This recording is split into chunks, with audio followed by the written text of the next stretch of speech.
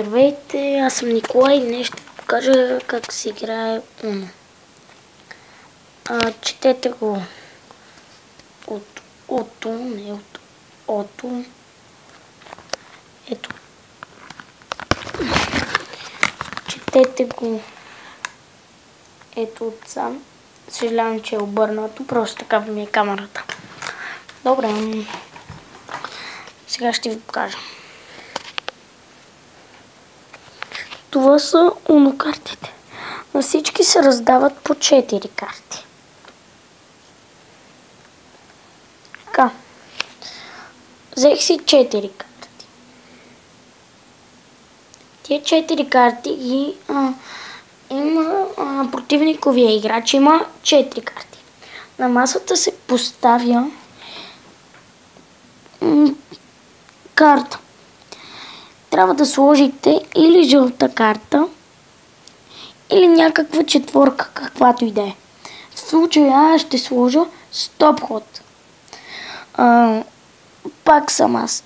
Това ход означава пак съм аз. Добре. След това съм аз. Сега е противниковия. Слагал е. Сега аз слагам. Той няма. Чакайте. И тук има, ако нямате някоя карта и сте вие на ход, да си вземете една карта. И аз съм. И съм останал с една карта.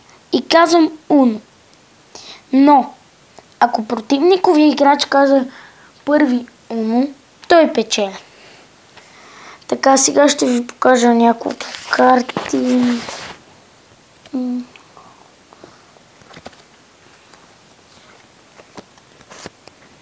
Добре.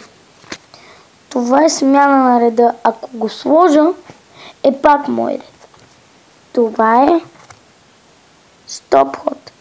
Той ми дава да... такова. Пак съм аз. Сега ще ви покажа друго. Това е да смена, примерно, смена жълт цвят. Смена жълт цвят. И аз искам да го направя на зелен, защото само зелени карти имам. Слагам тази карта и правя зелени карти. И смена зелено. И така. Ако някой даде четворка и вие имате тази карта, я слагате и противникови играч от онова поле, което ви показах, което като нямаш карти теглиш, от него задължително се теглят 4 карти. Чакайте да видя и за другото, защото има и още едно. Да не губим време, защото имам малко.